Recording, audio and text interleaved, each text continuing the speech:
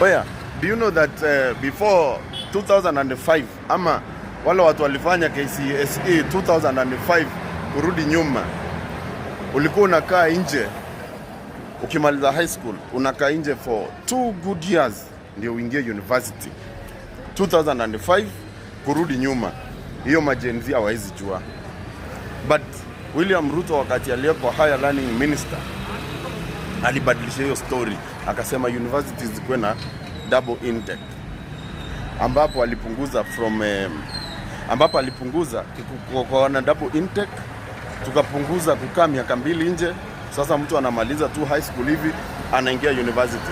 So those who finished after 2006 walianza kuingia university immediately, and that is a legacy, that is something, yeah? Na unajua pia the same minister William Ruto akiwa higher learning, yeye ndiye alikama up na story ya TVET. So kama wewe ni artisan, wewe ni mason, wewe ni plumber, ujue William Ruto amechangia kwa maisha yako, because akiwa higher learning minister ndiye alileta mambo ya TVET. Hizi ni facts zenye ziko. Hizi si emotions na work nazo, ni facts as they are. So hizo ndio legacy. So nyinyi mkituambia Matiang'i alichunga watu wa kuibia mtihani, alichunga mwaka mmoja pekee wa kuibia. Sasa hivi watu wanaibia mtihani ama waibi? Watu wanaibia mtihani.